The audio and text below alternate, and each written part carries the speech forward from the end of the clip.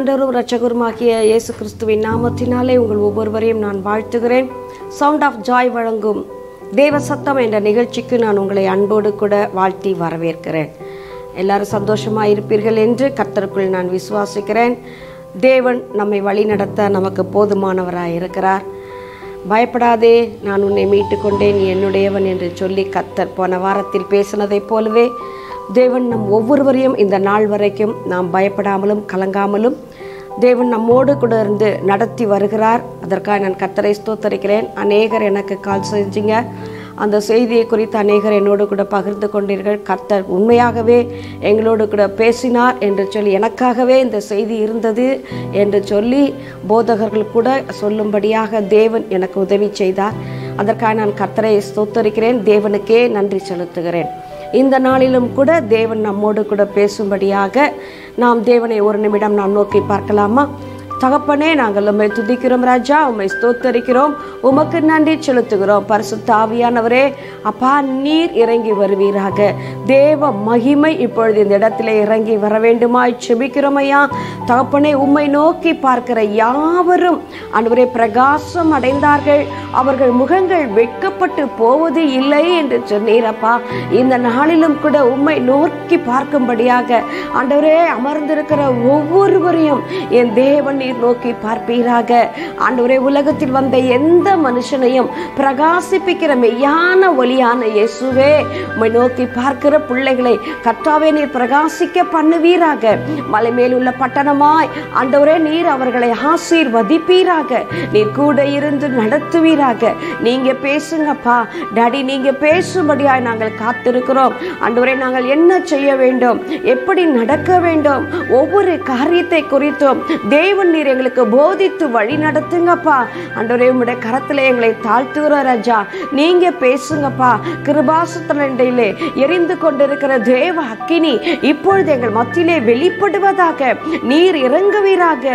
அக்கினி ஸ்தம்பமாய் மேக ஸ்தம்பமாய் இறங்கி இஸ்ரவேல் ஜனங்களை நடத்தின தேவன் இன்றைக்கும் நடத்தும்படியாக நீர் எங்கள் மத்தியிலே அக்கினி ஸ்தம்பமாக மேக ஸ்தம்பமாக கர்த்தர் இறங்கி வருவீராக. நீர் அசைவாடி கொண்டிருக்கிறபடியால் நாங்கள் உம்மை துதிக்கிறோம். இருதயத்தின் ஆழங்களை அறிந்திருக்கிற கர்த்தர் ஒவ்வொருவரையும் மாற்றும்படியாய், தேற்றும்படியாய், பலப்படுத்தும்படியாய், சகாயம் செய்யும்படியாய் நீரே இறங்கி வந்திருக்கிறதுக்காக நாங்கள் உம்மை ஸ்தோத்தரிக்கிறோம். ஆசீர்வதிங்கப்பா. இயேசு கிறிஸ்துவின் நாமத்தினாலே ஜெபிக்கிறோம் எங்கள் ஜெபங்களும் நல்ல பிதாவே. ஆமென், ஆமென். கர்த்தர் நல்லவர், அவருடைய கிருபை என்றென்றைக்கும் உள்ளது. இந்த நாளிலும் கூட நான் உங்களோடு கூட பேசும்படியாக நான் தேவ சமூகத்திலே காத்திருந்த பொழுது தேவன் என் உள்ளத்திலே போட்டதான ஒரு காரியம், ஜெபத்தை குறித்து தேவன் உங்களோடு கூட பேசும்படியாக என் உள்ளத்தை ஏவிக்கொண்டே இருந்தார். இந்த நாட்கள் முழுவதும், இந்த ஒரு வாரமும் ஜெபத்தை குறித்து தான் தேவன் என்னோடு கூட பேசிக்கொண்டே இருந்தார். ஆகவே இந்த நாட்களிலும் ஜெபத்தை குறித்து நான் உங்களோடு கூட பகிர்ந்து கொள்ளும்படியாக என் தேவன் எனக்கு செய்த இந்த கிருபை செய்த இந்த நாளுக்காய் நான் கர்த்தரை ஸ்தோத்தரிக்கிறேன். கர்த்தருக்கு நான் நன்றி செலுத்துகிறேன். ஜெபம் என்பது ஏதோ நம்முடைய கவலைகள், பாரங்கள், தோல்விகள், போராட்டங்கள், தேவைகள் மட்டும் சொல்லி விடுகிற ஒரு இடம் என்று நாம் நினைத்து கொள்ளுகிறோம். இன்றைக்கு நாம் ஜெபிக்க போகிறோம், தேவனிடத்திலே ஜெபிக்க போகிறோம். ஜெபிக்க போகும்பொழுது நாம் என்ன செய்கிறோம்? நேராக போகிறோம், ஆண்டவரை நோக்கி பார்க்கிறோம். பார்த்துவிட்டு, ஆண்டவரே, எனக்கு இந்த கவலை இருக்கிறது, இந்த போராட்டம் இருக்கிறது, எனக்கு இந்த வியாதி இருக்கிறது, என்னுடைய தேவைகள் இருக்கிறது என்று சொல்லி தேவனிடத்திலே சொல்லிவிட்டு வந்து விடுகிறோம். அதன் பிறகு தேவன் அந்த ஜெபத்திலே நம்மோடு கூட பேசுகிறாரா என்பதற்காக நாம் காத்திருப்பது இல்லை. ஜெபிக்கிறோம், ஜெபித்து விட்டு தேவனிடத்திலே சொல்லிவிட்டோம் என்று சொல்லி நாம் வந்து விடுகிறோம். ஆனால் ஜெபம் என்பது என்ன என்று சொல்லி நாம் பார்க்கும் பொழுது, ஜெபம் என்பது ஏதோ நாம் மட்டும் போய் தேவனிடத்திலே முழங்கால் படியிட்டு தேவனை நோக்கி பார்த்து பேசிவிட்டு வருவது மாத்திரம் அல்ல. ஜெபம் என்பது, ஜெபம் என்பது நாம் தேவனோடு கூட பேசுவது, தேவன் நம்மோடு கூட பேசுவதுதான் ஜெபம். ஏதோ நாம் போய் அங்கு கவலைகளை எல்லாம் சொல்லிவிட்டு வந்து விடுவது அல்ல, தேவனோடு கூட பேசுகிறது தான் ஜெபம். ஒரு தகப்பனும் பிள்ளையும் எப்படி பேசிக்கொள்ளுகிறார்களோ அப்படி பேசிக்கொள்ளுவது தான் ஜெபம். ஜெபம் என்று சொன்னால் ஏதோ ஒரு பயங்கரமான ஒரு காரியம், அதற்காக ஏதோ செய்ய வேண்டும் என்பது அல்ல. அவர் தகப்பனாக இருக்கிறார், நாம் பிள்ளைகளாக இருக்கிறோம். தகப்பனும் பிள்ளைகளும் பேசிக்கொள்வதற்கு தடையே இல்லை. எப்பொழுது வேண்டுமானாலும் பிள்ளை தகப்பனிடத்திலே போகலாம். அவர் எவ்வளவு பெரிய ராஜாவாக இருந்தாலும் சரி, எவ்வளவு பெரிய அரசாங்க அதிகாரியாக இருந்தாலும் சரி, நாட்டை ஆளுகிறவராகவே இருந்தாலும் சரி, தன்னுடைய பிள்ளை தன்னிடத்திலே வருவதற்கு யாருக்கும் அங்கு தடை இல்லை. தன்னுடைய பிள்ளை தன்னோடு வருவதற்கும் தன்னிடத்திலே பேசுவதற்கும் ஒரு தடையும் இல்லை. ஆகவே நீங்கள் ஜெபிக்கும் பொழுது எப்பொழுதெல்லாம் தேவனை நோக்கி பார்த்து ஜெபிக்கும்படியாக முழங்கால் படியிருக்கிறீர்களோ அப்பொழுதெல்லாம் பரலோகம் உங்களுக்கு திறந்திருக்கிறது என்பதை நீங்கள் மறந்து விடாதிருங்கள். பரலோகம் திறந்து இருப்பது மாத்திரமல்ல, நீங்கள் முழங்கால் படியிடும் போது பரலோகத்தில் இருக்கிற தேவன் சிங்காசனத்திலிருந்து எழும்பி நிற்கிறார். எழும்பி நிற்பது மாத்திரமல்ல, முழங்கால் படியிட்ட மாத்திரத்திலே ஆண்டவர் நம்மிடத்திலே வந்து விடுகிறார். அவர் நம்மோடு கூட பேசுகிற ஒரு தேவனாக இருக்கிறார். நாம் ஏதோ கல்லையோ மண்ணையோ நாம் ஆராதிக்கவில்லை, நம்மோடு கூட பேசுகிற ஒரு தேவனை நாம் ஆராதிக்கிறோம். நம்முடைய ஜெபங்களை கேட்கிற ஒரு தேவனை நாம் ஆராதிக்கிறோம். கடந்த நாளிலே ஒரு தேனியிலே சகோதரி எனக்கு ஒருவர்கள் ஃபோன் பண்ணாங்க. அவங்க பண்ணிட்டு என்னிடத்துல கேட்டார்கள், சிஸ்டர் நான் எப்படி ஜெபிக்க வேண்டும், ஜெபம் என்றால் என்ன, நான் எப்படி நான் ஆண்டவரிடத்திலே ஜெபிக்க வேண்டும் என்று சொல்லி கேட்டாங்க.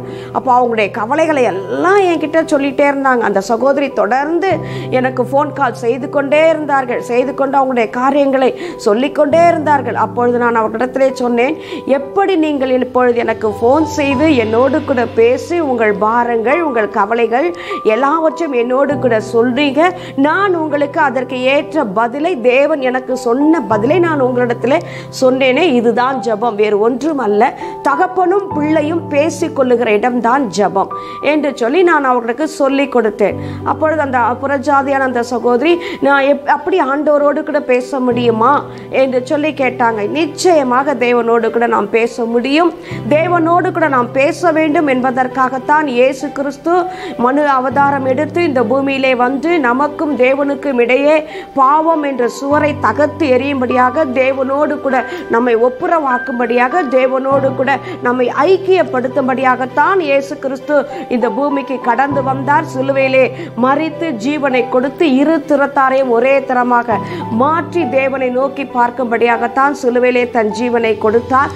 ஆகவே சகோதரியே, நீங்கள் தேவனிடத்திலே அதை நீங்கள் விசுவாசிப்பீர்கள் என்று சொன்னால், இயேசு கிறிஸ்துவின் ரத்தத்தினால் நீங்கள் கழுவப்படுவீர்கள் என்று சொன்னால், உங்கள் பாவம் மன்னிக்கப்பட்டது என்று சொன்னால், நீங்களும் தேவனும் பேசிக் கொள்வதற்கு எந்த தடையும் அங்கு இல்லை என்பதை அந்த சகோதரிக்கு நான் சொல்லிக் கொடுத்தேன். அதன் பின்பு அந்த மகளும் தேவனோடு கூட உறவாட ஆரம்பித்தாள். ஜெபம் என்பது தேவனோடு கூட நாம் உறவாடுகிற ஒரு இடம். அது கடினமான ஒன்று அல்ல. தேவனோடு கூட நாம் எப்பொழுது நாம் தேவ சமூகத்திற்கு சென்றாலும், நாம் முழங்கால் படியிட்டாலும் தேவனோடு கூட நாம் உறவாட முடியும். 1 கொரிந்தியர் 1வது அதிகாரம் 9வது வசனம் இப்படியாக சொல்லுகிறது, தேவனோடு ஐக்கியமாய் இருப்பதற்கு நம்மை அழைத்த தேவன் உண்மையுள்ளவர். முதலாவது தேவன் நம்மை அழைத்தது எதற்காக என்று சொன்னால், அவரோடு கூட ஐக்கியப்படும்படியாகத்தான் தேவன் நம்மை அழைத்திருக்கிறார் என்று சொல்லி நாம் பார்க்க முடியும். அவரோடு கூட ஐக்கியப்படுவதற்கு தேவன் நம்மை அழைத்திருக்கிறார். அதற்காகத்தான் தேவன் நம்மை தெரிந்து கொண்டும் இருக்கிறார் என்று சொல்லி வேதம் சொல்லுகிறது. ஜெபம் தேவனோடு கூட நம்மை உறவாட செய்கிறது, தேவனை நெருங்க செய்கிறது, நம்மை அவருக்கு சிநேகிதராக மாற செய்கிற ஒரு இடம். இருவரும் பேசிக்கொள்வார்கள். சிநேகிதர்கள் என்ன செய்வார்கள்? இருவரும் மனம் விட்டு பேசிக்கொள்வார்கள். தன்னுடைய சகோதரிடத்திலே மனம் திறந்து பேச முடியாது, தாயினிடத்திலே மனம் திறந்து பேச முடியாது, தகப்பனிடத்திலே மனம் திறந்து பேச முடியாது. மனிதன் தேவனோடு கூட மனம் திறந்து பேச முடியும். வானத்தை உண்டாக்கியவர் சர்வ தேவன், சர்வ வல்லமையுள்ள தேவன், தேவாதி தேவன், ராஜாதி ராஜன், கர்த்தாதி கர்த்தர், பரிசுத்தமுள்ள தேவன் மனிதனோடு கூட முகமுகமாக பேசுகிறாராம். ஒரு சிநேகிதனோடு கூட நாம் பேசுவதை போல மனம் திறந்து நம்மை நேசித்து நம்மோடு உறவாடி பேசுகிற தேவன் நமக்கு உண்டு. அவர்தான் ஆண்டவராகிய இயேசு கிறிஸ்து. அவர் நம்மோடு கூட மனம் திறந்து பேசுகிற தேவனாக இருக்கிறார். ஜெபம் என்பது மனம் திறந்து தேவனோடு கூட நாம் பேசுவது, தேவன் நம்மோடு கூட பேசுவது. வேதம் சொல்லுகிறது, ஒரு சிநேகிதனோடு பேசுவதை போல தேவன் மனிதனோடு கூட பேசுகிறாராம். யாத்ராகமம் 33வது அதிகாரம் 11வது வசனம், ஒருவன் தன் சிநேகிதனோடு கூட பேசுவதை போல கர்த்தர் மோசேயோடு முகமுகமாய் பேசினார் என்று சொல்லி வேதத்தில் அழகாய் வாசிக்க முடியும். சிநேகிதனோடு பேசுவதை போல கர்த்தர் மோசேயோடு முகமுகமாக சீனாய் மலையிலே தேவன் மோசேயை அழைத்து 40 நாட்கள் தேவனோடு கூட அவர் உட்கார்ந்திருந்து புசியாமலும் குடியாமலும் உபவாசித்து தேவனோடு கூட அவர் முகமாய் பேசுகிறார். தேவன் தேசத்தில் நடக்க வேண்டிய காரியங்களை, தன்னுடைய ஜனங்களுக்கு சொல்லிக் கொடுக்க வேண்டிய காரியங்களை, கற்பனைகளை, நியாய பிரமாணங்களை தேவன் அங்கு மோசேயோடு கூட முகமுகமாய் பேசி கற்பனை பலகையிலே, தேவன் கற்பலகையிலே எல்லா நியமங்களையும் கர்த்தர் எழுதி கொடுத்து தேவன் மோசேயோடு கூட முகமுகமாய் பேசுகிறாராம். பேசும்பொழுது என்ன ஆகுது பாருங்க. யாத்திராகமம் 34வது அதிகாரம் 29வது வசனம், தேவன் தன்னோடு பேசினதினாலே தன் முகம் பிரகாசிப்பதை அவன் அறியவில்லை. தேவன் மனிதனோடு கூட பேசுவார் என்று சொன்னால், மனிதன் தேவனோடு கூட பேசுவான் என்று சொன்னால், தேவனோடு கூட ஜெபிக்கிற ஒரு அனுபவம் நமக்குள்ள இருக்கும் என்று சொன்னால், மணிக்கணக்காக தேவ சமூகத்திலே தேவனை நோக்கி பார்க்கிற ஒரு அனுபவம் நமக்கு இருக்கும் என்று சொன்னால், வேதம் சொல்லுகிறது மோசேயின் முகம் பிரகாசித்ததாம். தேவனுடைய வெளிச்சம் அங்கு உதிக்கிறது, தேவனுடைய மகிமை அங்கு வருகிறது. ஜெபிக்கிற இடத்திலே தேவன் வந்து விடுகிறார். ஜெபிக்கிற பிள்ளைகள் மத்தியிலே தேவன் உலாவுகிற தேவனாய் இருக்கிறார். அவருடைய முகத்தின் வெளிச்சம் நம்மேல் பிரகாசிக்க ஆரம்பிக்கிறது. எப்படி சூரியன் இடத்திலிருந்து சந்திரன் ஒளியை பெற்று அது சந்திரன் இரவிலே பிரகாசிக்கிறதோ, அதை போல இருளிலே பாவத்திலே வாழ்ந்து கொண்டிருந்த நாம் இயேசு கிறிஸ்துவின் ரத்தத்தினாலே கழுவப்பட்டு தேவனை நோக்கி பார்க்கும் பொழுது அவருடைய முகத்தின் வெளிச்சம் நம்மேல் பிரகாசிக்க ஆரம்பிக்கிறது. மோசேக்கு அது தெரியவில்லை, முகம் பிரகாசித்தது தெரியவில்லை. 34வது அதிகாரம் யாத்ரா 34:30 பார்க்கிறோம், அவன் முகம் பிரகாசித்ததை கண்டு ஜனங்கள் அவன் சமீபத்திலே வருவதற்கு பயந்தார்களாம். அப்படி ஒரு முகம் பிரகாசம் அவருடைய முகத்திலே இருந்தது. ஜெபிக்கிறவருடைய முகத்தை பார்த்தாலே தெரிந்து கொள்ள முடியும். தேவ பிள்ளைகளை பார்க்கும் பொழுது இவர்கள் ஜெபிக்கிறவர்களா ஜெபிக்காதவர்களா என்று அவர்கள் வரும்பொழுதே கண்டுபிடிக்க முடியும். சபைக்குள்ளே நுழையும் பொழுதே இவன் தேவனோடு கூட இருக்கிறார்களா, தேவனோடு கூட இல்லையா, இவர்கள் ஜெபிக்கிறவர்கள் தானா இல்லை ஜெபிக்காதவர்களா, இவர்கள் பாவத்திலே வாழ்கிறார்களா என்று சொல்லி அழகாக கண்டுபிடித்து விட முடியும். முகம் அதை காட்டி கொடுத்து விடுகிறது. தேவனோடு கூட இருப்பீர்கள் என்று சொன்னால் அந்த முகம் பிரகாசிப்பது நமக்கு நன்றாக தெரியும். நாங்கள் ஒரு நாளிலே காளையார் கோவிலே நடந்ததான அந்த ஜபத்திற்கு நாங்கள் கடந்து சென்றிருந்தோம். ஃபாதர் பெர்க்மான்ஸ் புதன்கிழமை ஆரம்ப நாட்களிலே அங்கு ஜபம் நடந்து கொண்டு இருக்கும். அந்த ஜபத்திற்கு பார்த்தீங்கன்னால எல்லா ஊரிலிருந்து ஜனங்கள், ஆயிரக்கணக்கான ஜனங்கள் அங்கு வந்து கூடுவார்கள். ஜபிப்பதற்காக, அந்த ஜபத்திலே பங்கு பெறுவதற்காக ஆயிரக்கணக்கான ஜனங்கள் வந்து கூடுவார்கள். நாங்களும் அவர் புதன்கிழமை அங்கு கடந்து போயிருக்கிறோம். ஜபிக்கும்படியாக, தேவனை ஆராதிக்கும்படியாக, தேவனை ஆராதிப்பதற்கென்று எழுப்பினதான ஒரு மகா பெரிய ஒரு ஆராதனை வீரர் தேவன் நமக்கு கொடுத்த மகா பெரிய பொக்கிஷம் ஃபாதர் பெர்க்மான்ஸ். அவர்கள் அந்த இடத்துல ஜபத்தை நடத்தி கொண்டிருந்தார்கள். நாங்களும் அதில் கடந்து கொள்வதற்காக அந்த இடத்திலே கடந்து போய் ஆராதனை நடந்து கொண்டிருந்தது. அவருக்கு கீழாக இருந்தவர்கள் ஆராதனை நடத்தி கொண்டிருந்தார்கள். நாங்களும் கண்களை மூடி தேவனுடைய மகிமையிலே நாங்கள் ஆராதித்து கொண்டிருந்தோம். அப்பொழுது ஒரு டிராக்டர், நிறைய ஜனங்கள் இறங்கி வந்தார்கள். வந்தவர்கள் அந்த தாயார் என்னுடைய அருகிலே வந்து, அவர்கள் புறஜாதியான ஒரு தாய், நன்றாக ஒரு பெரிய பொட்டு நெற்றியிலே வைத்திருந்தார்கள். அவர்கள் அப்பொழுதுதான் முதலாக அந்த இடத்திற்கு கடந்து வருகிறார்கள், தேவனை தேடி வந்திருக்கிறார்கள். அவர்கள் என்னோடு கூட அருகிலே நின்று அவர்கள் ஜெபிப்பதற்காக வந்திருந்தார்கள். அவர்கள் ஜெபிக்க தெரியவில்லை. என்னிடத்திலே கேட்டார்கள் எப்படி ஜெபிக்க வேண்டும் என்று சொல்லி. அப்பொழுது நீங்கள் அம்மா, உங்க அப்பாவோடு நீங்கள் எப்படி பேசுவீர்களோ அப்படி ஆண்டவரோடு கூட பேசுங்கள். கண்ணை மூடும் பொழுது இயேசுவே என்று அழைத்தால் போதும், அவர் அந்த இடத்திலே வந்து நிற்பார் என்று சொல்ல வேதம் சொல்லுகிறது. எரேமியா 33:3 என்னை நோக்கி கூப்பிடு, நான் உனக்கு மறு உத்தரவாரலை செய்வேன் என்று சொல்லி, இயேசுவை நோக்கி நீங்கள் கூப்பிடுங்கம்மா, அவர் உங்களோடு கூட பேசுவார் என்று சொல்லி நான் அந்த தாயிடத்திலே சொல்லி கொண்டிருந்தேன். அவர்களும் சரிம்மா, நான் அப்படியே இயேசுவை நானும் கூப்பிடுகிறேன் என்று சொல்லி அவர்கள் இயேசுவை கூப்பிட்டு கொண்டிருந்தார்கள். நாங்கள் கண்களை மூடி தேவனை ஆராதிக்க ஆரம்பித்தோம். தேவனை ஆராதித்து கொண்டு இருக்கும் பொழுது திடீரென்று நான் உணர்ந்தேன், அந்த கிரவுண்டு முழுவதும் ஒரு தேவ பிரசன்னம் அப்படியே மேகம் போன்ற ஒரு பெரிய சால்வை போட்டதை போல ஒரு பெரிய தேவ பிரசன்னம் அந்த இடத்துல இறங்குவதை நான் பார்த்தேன். திடீரென்று நான் அதை உணர ஆரம்பித்தேன். அந்த பிரசன்னம் ஒரு அக்கினியாக, ஒரு மகிமையாக நான் உணர ஆரம்பித்த பொழுது என்ன நடக்கிறது இங்கு என்று சொல்லி பார்க்கும்பொழுது என் அருகிலே இருந்த தாயார், ஜெபிக்க தெரியாத அந்த தாயார், இயேசுவே இயேசுவே இயேசுவே என்று கூப்பிட்டு கொண்டிருந்தார்கள். அவ்வளவுதான். அவர்கள் ஏதோ பாரத்தோடு கூட வந்திருக்கிறார்கள். இயேசுவே இயேசுவே என்று கூப்பிட்டு கொண்டிருந்தார்கள். அப்படி கூப்பிட்டு கொண்டு இருந்தவர்கள் திடீரென்று பார்க்கிறேன், அவர்கள் மேல் ஒரு பெரிய அபிஷேகம் இறங்கினது.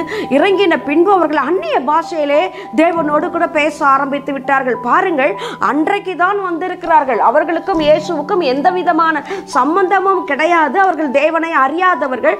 தேவனோடு பேச அவங்களுக்கு தெரியாது, ஜெபிக்க தெரியாது. ஒன்றும் அறியாத அந்த பாமரமான அந்த தாயானவர் இயேசுவே என்று முழு பலத்தோடு கூட தேவனை நோக்கி கூப்பிட்டார்கள். திடீரென்று தேவ மகிமை அந்த கிரவுண்டு முழுவதும் நிரப்பினதை உணர்ந்தேன். பார்த்தால் அந்த தாய் அந்நிய பாஷையிலே கண்ணீர் ஊற்றுகிறது, கண்ணீர் ஓடுகிறது. கண்ணீரோடு அந்நிய பாஷையிலே தேவனை துதிக்க ஆரம்பித்தார்கள். எப்படி திடீரென்று இந்த அபிஷேகம் இறங்குகிறது என்று சொல்லி நான் ஸ்டேஜை நோக்கி பார்த்தபொழுது, மேடை நோக்கி பார்த்தபொழுது, எங்கிருந்து அபிஷேகம் வந்ததோ அந்த இடத்திற்கு நேராக ஃபாதர் பெர்க்மான்ஸ் நடந்து அந்த மேடைக்கு அருகாக நடந்து அவர் ஏறுகிறார். மேடையில் ஏறும்பொழுது பார்த்தால் ஒரு தேவ மனிதர் அந்த இடத்துல வரும்பொழுது பரிசுத்த ஆவியானவர் வெள்ளம் போல் ஊற்றப்படுகிறார். அதனுடைய ரகசியம் என்ன என்று நினைக்கிறீர்கள்? அவர்கள் தனி அறையிலே அந்தரங்கமாக தேவனை நோக்கி விழுந்து கிடக்கிறார்கள். தேவ சமூகத்திலே விழுந்து கிடக்கிறார்கள்.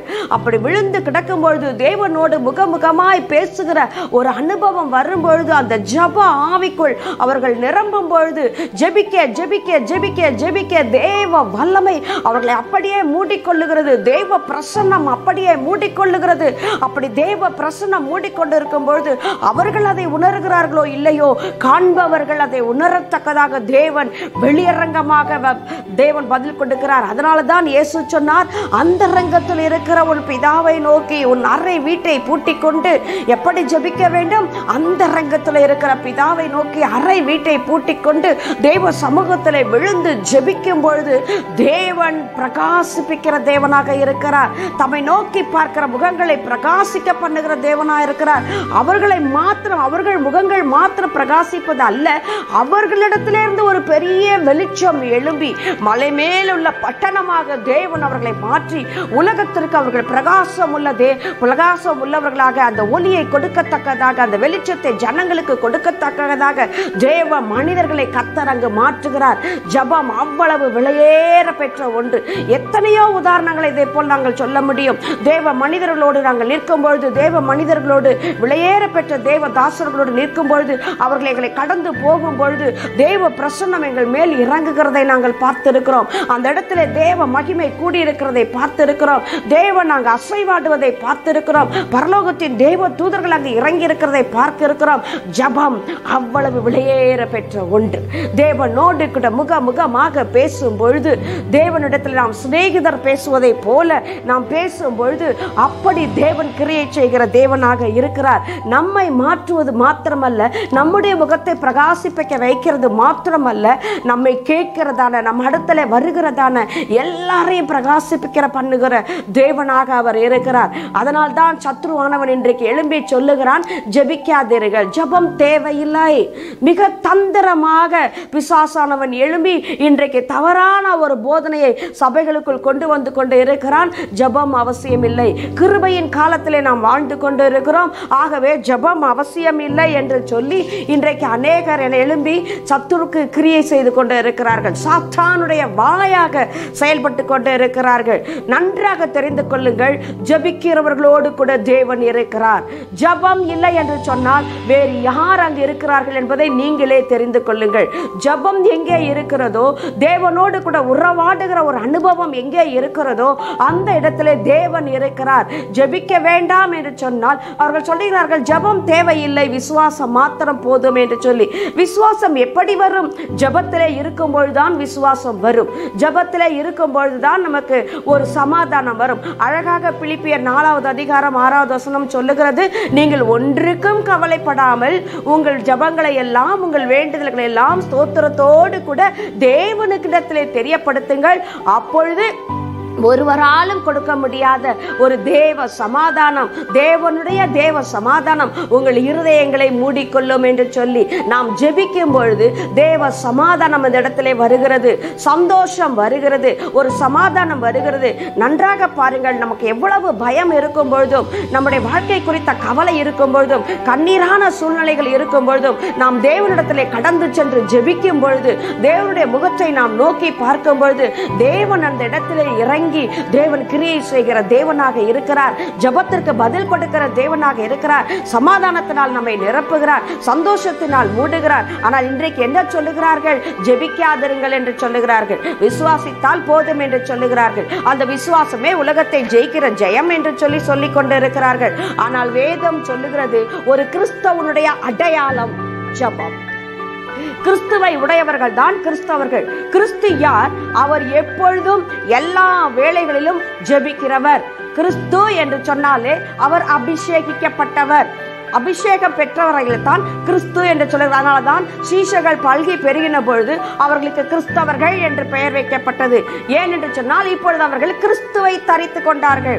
பழைய மனிதனை களைந்து போட்டு கிறிஸ்துவை தரித்து கொண்டார்கள். கிறிஸ்துவை தரித்து கொண்டதினாலே அவர்களுடைய பெயர் கிறிஸ்தவர்கள் என்று சொல்லப்பட்டது. அப்பொழுது இயேசு கிறிஸ்துடைய வாழ்க்கை நாம் இங்கு பார்ப்போம். கிறிஸ்து எப்படிப்பட்டவர் அதை நாம் பார்ப்போம். இயேசு கிறிஸ்துவை குறித்து பார்ப்போம். இயேசு கிறிஸ்து என்ன செய்கிறார்? லூக்கா 3வது அதிகாரம் 21வது வசனம் வாசித்து பார்த்தீர்கள் என்று சொன்னால், இயேசு ஞானஸ்தானம் பெற்று கரை ஏறின பொழுது, கரை ஏறின உடனே ஜெபம் பண்ணுகையில் வானம் திறக்கப்பட்டது. இயேசு கிறிஸ்து ஞானஸ்தானம் பெற்ற உடனே அங்கு என்ன செய்கிறது? ஜெபம் பண்ணுகிறார், வானம் திறக்கப்படுகிறது.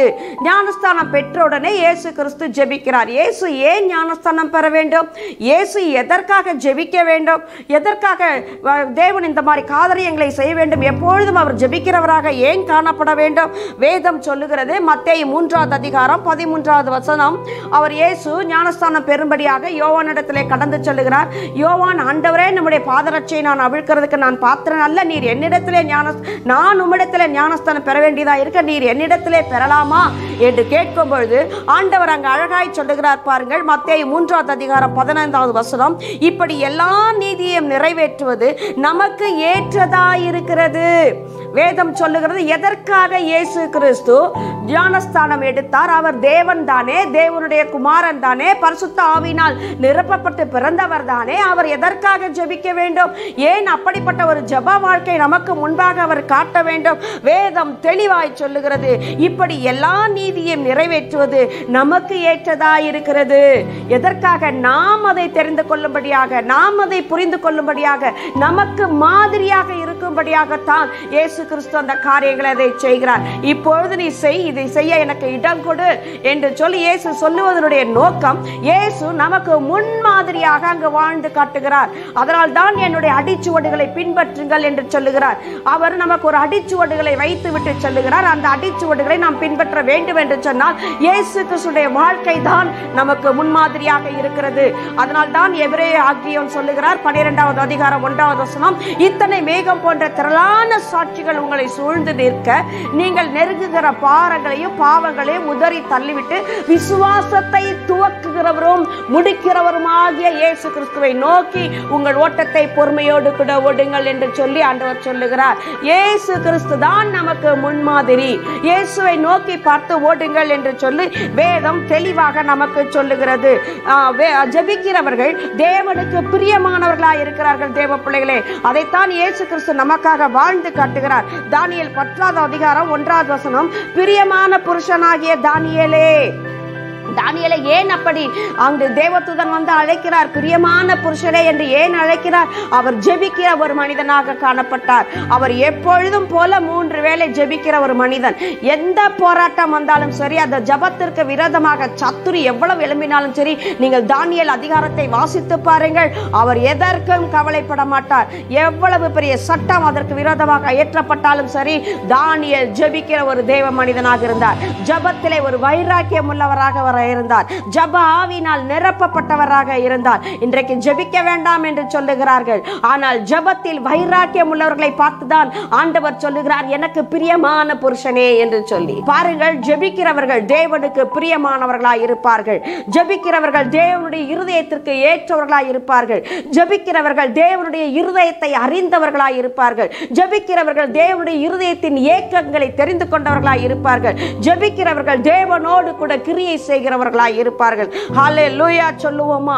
அதனால் தான் யூதர்கள் பார்த்தீர்கள் என்று சொன்னால் ஒரு நாளைக்கு 70 முறை அவர்கள் ஜெபிக்கிறார்களாம். அவர்களுடைய வாழ்க்கையில ஒவ்வொரு நாளும் எதற்கு எடுத்தாலும் ஜெபம். ஜெபம் இல்லாமல் அவர்கள் யூதர்கள் ஒரு நாளும் இருக்க மாட்டார்களாம். எழுந்தால் ஜெபம், உட்கார்ந்தால் ஜெபம், போனால் ஜெபம், நடந்தால் ஜெபம், எங்கு சென்றாலும் ஜெபம், தண்ணீர் கொடுத்தாலும் ஜெபம், அதற்கு ஒரு ஜெபம், உண்ணும் பொழுது ஒரு ஜெபம், உறங்கும் பொழுது ஒரு ஜெபம், எழும்பும் போது ஒரு ஜெபம், போக்கிலே ஒரு ஜெபம், வரத்திலே ஒரு ஜெபம், தான் செய்கிற காரியங்களிலே ஒரு ஜெபம். எதை செய்தாலும், எந்த காரியத்திற்கு அவர்கள் கடந்து சென்றாலும் ஜெபம், ஜெபம், ஜெபம், ஜெபம். அதனால் தான் இன்றைக்கு சிறிய தேசம் இஸ்ரவேல் தேசம், அதை ஒருவராலும் அசைக்க முடியவில்லை. அது ஜெபிக்கிற தேவ பிள்ளைகளாய் இருக்கிறபடினால், தேவனை அவர்கள் நோக்கி பார்க்கிறவர்களாய் இருக்கிறபடினால், அவர்களுடைய உபவாசத்தை எல்லாம் கேட்டீர்கள் என்று சொன்னால் ஆச்சரியமாக இருக்கும். அப்படியே விழுந்து கிடப்பார்களாம் உபவாசத்திலே. கர்ப்பிணி பெண்களாய் இருந்தாலும் சரி, பால் கொடுக்க தாயாய் இருந்தாலும் சரி, பச்சிளம் குழந்தையாக இருந்தாலும் சரி, மிருகங்களாய் இருந்தாலும் சரி, உபவாச நாட்களை நியமித்து விட்டால் ஒருவரும் அந்த நேரம் முடியும் வரை, மாலை நேரம் வரும் வரை ஒருவரும் புசிக்க மாட்டார்களாம், குடிக்க மாட்டார்களாம். அதை சொல்லுகிறார்கள். அந்த பெற்ற குழந்தை கூட அங்கு கொண்டு வந்து போட்டு விடுவார்களாம். அந்த குழந்தை வானத்தை நோக்கி பார்த்து கொண்டே இருக்குமா, அவனுடைய கண்கள் மேலே பார்த்துதான் இருக்குமாம். அந்த ஜெப நேரம் முடியும் வரை அந்த குழந்தை அழுகாதாம். அந்த தாய்ப்பால் கொடுக்கிற குழந்தை பாலை வீணாக விடுவார்களே தவிர, ஆனால் அதை குழந்தைக்கு கொடுக்க மாட்டார்களாம். உபவாசத்திலே அவ்வளவு பெரிய வைராக்கியம், ஜெபத்திலே அவ்வளவு பெரிய வைராக்கியம்.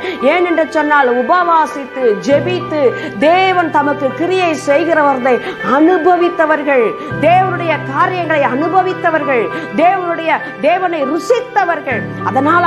அதனால் தான் இன்றைக்கு அந்த தேசம் ஒருவராலும் அசைக்கப்பட முடியவில்லை.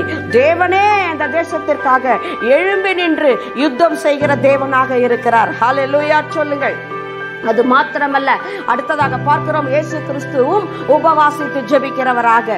மத்தேயு 4வது அதிகாரம் 1வது வசனம் 2வது வசனத்தை நீங்கள் பார்த்தீர்கள் என்று சொன்னால், ஆவியானவராலே சோதிக்கப்படும்படி வனாந்தரத்திற்கு கொண்டு போகப்பட்டு 40 நாட்கள் அவர் இரவும் பகலும் உபவாசித்து ஜெபிக்கிறவராக காணப்பட்டார். பிசாசின் சோதனைகளை நீங்கள் மேற்கொள்ள வேண்டுமே ஆனால் நீங்கள் உபவாசிக்க வேண்டும், ஜெபிக்க வேண்டும் என்றதான முன்மாதிரியை ஆண்டவர் நமக்கு காண்பித்திருக்கிறார். அதனால் தான் ஆண்டவர் சொன்னார், இப்படிப்பட்டதான பிசாசுகள் உபவாசத்தினாலும் ஜெபத்தினாலுமே அன்றி வேறு ஒன்றுக்கும் அது விலகாது என்று சொல்லி பாடத்தை சீஷர்களுக்கு தேவன் கற்றுக் கொடுக்கிறார். தேவனோடு கூட உபவாசிக்க வேண்டும், அது தேவனுக்கு பிரியமான ஒன்று. நீங்கள் சத்துருக்களை மேற்கொள்ள வேண்டும், உங்கள் போராட்டங்களை மேற்கொள்ள வேண்டும், உங்களுக்கு வரக்கிறதான வழக்குகளை நீங்கள் மேற்கொள்ள வேண்டும், உங்களுக்கு விரோதமாய் பிசாசானவன் எழும்பி வருகிற கிரியைகளை நீங்கள் மேற்கொள்ள வேண்டுமே என்று சொன்னால் நீங்கள் உபவாசிக்க வேண்டும், தேவனை நோக்கி பார்க்க வேண்டும், ஜெபிக்க வேண்டும். எதற்கெடுத்தாலும் ஊழியர்களை தேடி ஓடுவது, எதற்கெடுத்தாலும் தீர்க்கதரிசிகளை தேடி ஓடுவது நல்லதுதான். ஆனால் நீங்கள் முழங்கால்களை முடக்கி தேவனை நோக்கி பார்க்க வேண்டும். நன்றாக தெரிந்து கொள்ளுங்கள் பிள்ளைகளே, நாம் முழங்கால்களை முடக்கி தேவனை நோக்கி பார்த்து ஜெபிக்கும் பொழுது தேவன் நம்மேல் பிரியமுள்ள தேவனாக இருக்கிறார். தேவன் நம்முடைய ஜெபங்களுக்கு பதில் கொடுக்கிற தேவனாக இருக்கிறார். அது மாத்திரமல்ல, நீங்கள் முழங்கால் படியிடும் பொழுது நரகம் உங்களுக்கு முன்பாக நடுங்கும். வேறு எதற்கும் பிசாசு பயப்பட மாட்டான். ஆனால் முழங்கால் படியிடுகிற ஒரு தேவ மனிதனை கண்டால் அவன் பயந்து நடுங்குவான். அவனிடத்தில் அவன் வந்து எந்த கிரியையும் செய்ய முடியாது. அதனால் தான் இயேசு கிறிஸ்து ஜெபத்திற்கு அவ்வளவு ஒரு முக்கியத்துவம் கொடுத்திருக்கிறார். அது மாத்திரமல்ல, லூக்கா 6வது அதிகாரம் 12வது வசனம் வாசித்து பாருங்கள். அவர் ஜெபம் பண்ணும்படி மலை மேல் ஏறி இரவு முழுவதும் தேவனை நோக்கி பார்த்து ஜெபம் பண்ணினாராம். இயேசுவே, தேவகுமாரனே, வானத்தையும் பூமியை சிருஷ்டித்தவரே, அகில உலகத்திற்கும் ஆண்டவராய் இருக்கிறவரே, ஜெபம் பண்ணினார் என்று சொன்னால் அவர் சுவடுகளை பின்பற்ற வேண்டிய நாம், அவர் சொன்னார் தன்னைத்தான் வெறுத்து தன் சிலுவை எடுத்துக்கொண்டு என்னை பின்பற்ற கடவன் என்று சொன்னாரே, அப்படி நாம் அவரை பின்பற்ற வேண்டும் என்று சொன்னால், அவரே ஜெபித்திருப்பார் என்று சொன்னால் நீங்களும் நானும் ஜெபிக்க வேண்டியது எவ்வளவு அவசியமா இருக்கிறது என்று சொல்லி பாருங்கள். அவர் எதற்கெடுத்தாலும் ஜெபிக்கிறவராக காணப்பட்டார். செய்தார்? சீஷர்களை தெரிந்து கொள்ள வேண்டும் என்று சொன்னால் அவர் இரவு முழுவதும் அந்நாட்களிலே என்று சொன்னால் ஒரு நாள் மாத்திரம் அவர் ஜெபிக்கவில்லை, பல நாட்களாக அந்த சீஷர்களை தெரிந்து கொள்ளும்படியாக தேவனோடு கூட அவர் ஜெபிக்கிறார், உபவாசிக்கிறார், ஜெபம் பண்ணுகிறார். லூக்கா 6:12 ஜெபம் பண்ணும்படி, அந்நாட்களிலே ஜெபம் பண்ணும்படி மலை மேல் ஏறி இரவு முழுவதும் தேவனை நோக்கி ஜெபம் பண்ணுகிறார். அது மாத்திரமல்ல 6:13 பாருங்கள், அவர் அந்த சீஷர்களை தெரிந்து கொள்ளுகிறாராம். ஆகவே இயேசு கிறிஸ்து சீஷர்களை 12 சீஷர்களை தெரிந்து கொள்வதற்காக அங்கு இரவு முழுவதும் ஜெபித்து அதன் பின்புதான் சீஷர்களை தெரிந்து கொள்ளுகிறார். அது எதை காட்டுகிறது? நாம் எந்த காரியம் செய்ய வேண்டுமானாலும் சரி, ஊழியத்தின் காரியமானாலும் சரி, சபையின் காரியமானாலும் சரி, வீட்டின் காரியமானாலும் சரி, தொழிலின் காரியமானாலும் சரி, நாம் எப்பொழுதும் தேவனை நோக்கி ஜெபிக்க வேண்டும் என்பதைத்தான் ஆண்டவர் அங்கு நமக்கு கற்றுக் கொடுக்கிறார். தேவனிடத்திலே ஜெபிக்கும் பொழுது நாம் என்ன செய்ய வேண்டும், எப்படி செய்ய வேண்டும், எங்கு போக வேண்டும், எங்கு போகக்கூடாது, எங்கு நிற்க வேண்டும், எங்கு நிற்க கூடாது, எல்லாவற்றையும் நமக்கு போதிக்கிற தேவன் நம்மோடு கூட இருந்து நமக்கு போதிக்கிற தேவனாயிருக்கிறார். ஒரு சிறு சாட்சியை நான் உங்களோடு கூட சொல்லுகிறேன். ஒரு நாளிலே நான் விதவையாய் இருந்த அந்த நாட்களிலே நான் ஆண்டவரை ஏற்றுக்கொண்ட பொழுது, புறஜாதியிலிருந்து நான் தேவனை ஏற்றுக்கொண்ட பொழுது நான் ஆண்டவரிடத்திலே ஜெபிக்க ஆரம்பித்தேன். அவ்வளவு நான் ஆண்டவரை ஏற்றுக்கொண்டேன், அவ்வளவுதான். தேவனை நான் தரிசித்தேன், தேவன் என் வாழ்க்கையிலே வந்தார். யாரும் எனக்கு ஜெபி என்று சொல்லிக் கொடுக்கவில்லை, நானாக என் வீட்டிற்கு கடந்து வந்தேன். அந்த இரவு முழுவதும் அறைக்கதவை தாளிட்டு நான் முழங்கால் படியிட்டு நான் ஜெபிக்க ஆரம்பித்தேன். அப்படி ஜெபிக்கும் பொழுது இயேசு கிறிஸ்துவும் எனக்கு முன்பாக முழங்கால் படியிட்டு ஜெபிப்பதை நாவிலே நன்றாக என்னால் பார்க்க முடியும். அவரின் கரங்களை பிடித்து நானும் இயேசுவுமாக ஜெபிக்க ஆரம்பிப்போம். ஜெபிக்கும் பொழுது எனக்கு தெரியாத அந்த நாட்களை மற்றவர்களுக்காக எல்லாம் ஜெபிக்க வேண்டும். அதனால் வரைக்கும் நான் அப்படியெல்லாம் பழகினவளல்ல. கோவிலுக்கு போவேன், அங்கு கடவுளை பார்ப்பேன், பார்த்து விட்டு நான் சொல்லுவேன், என்னுடைய மனபாரங்களை எல்லாம் சொல்லிவிட்டு வீட்டுக்கு வந்து விடுவேன். இதைத்தான் நான் அறிந்திருந்தேனே தவிர எனக்கு இப்படியெல்லாம் ஜெபிக்க வேண்டும் என்று தெரியாது. ஆனால் இயேசு கிறிஸ்து உங்களுடைய வாழ்க்கையிலே வருவாரே என்று சொன்னால் ஜெபிக்கிறவர்களாக நீங்கள் இருப்பீர்கள். ஜெபிக்க வேண்டாம் என்று சொல்ல மாட்டீர்கள். ஜெபிக்க வேண்டாம் என்று சொல்லுகிறவர்கள் அவர்கள் தேவனை உடையவர்கள் அல்ல, அவர்கள் கிறிஸ்தவர்கள் அல்ல.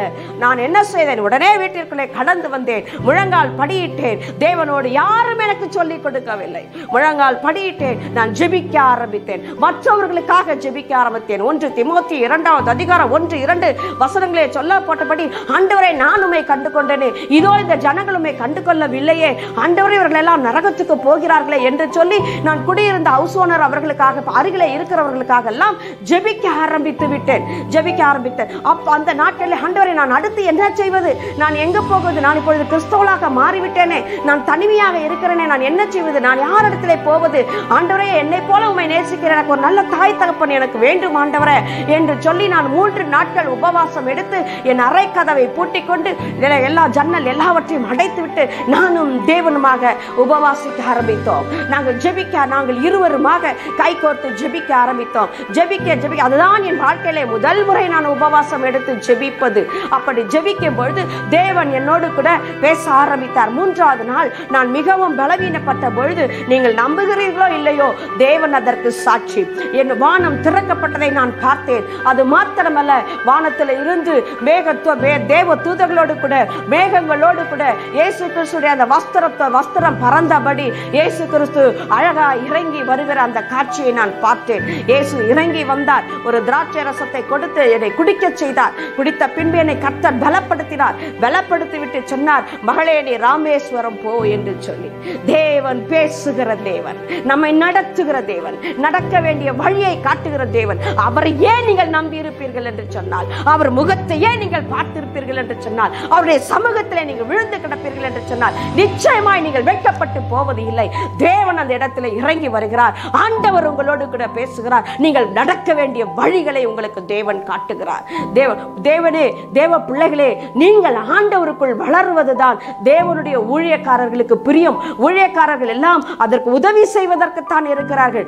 எந்த காரியமாய் இருந்தாலும் நீங்கள் தேவனை நோக்கி பார்த்து முழங்கால் படியிட்டு ஜெபியுங்கள். தேவன் அப்பொழுது உங்களுக்கு பதில் சொல்லுகிற தேவன், உங்களை நடத்துகிற தேவன், தேவன் வெளிப்பாடுகளை கொடுக்கிற தேவன். வானத்தை இறங்கி கர்த்தர் இறங்கி வருவார். அவர் உங்களோடு கூட பேசுவார். என்னோடு கூட பேசினவர், என்னை வழி நடத்தினவர். அடுத்து நான் என்ன செய்ய வேண்டும், அடுத்து என்னுடைய சிறு வயதா இருந்தபடினால் 2வது திருமணத்திற்காக, என்னுடைய ஒவ்வொரு காரியங்களுக்காக தேவன் என்னை வழி நடத்தினார். தேவன் என்னோடு கூட பேசினார். தேவன் என்னை நடத்தினார். இன்றைக்கும் தேவன் உங்களை அப்படி நடத்த தேவன் உண்மையில தேவன் தேவனாய் இருக்கிறார். அது மாத்திரமல்ல, இயேசு கிறிஸ்து ஜெபம் பண்ணுகிறார். லூக்கா 11:1 அவர் ஜெபம் பண்ணுகிறார். மலைகளிலே ஏறி ஜெபம் பண்ணுகிறார். ஒலிவ மலையில் ஜெபம் பண்ணுகிறார். வனாந்தரத்திலே ஜெபம் பண்ணுகிறார். எபிரேயர் 5:7 இயேசு பலத்த சத்தத்தோடும் கண்ணீரோடும் கூட விண்ணப்பம் செய்கிறார் கெத்செமனே தோட்டத்திலே.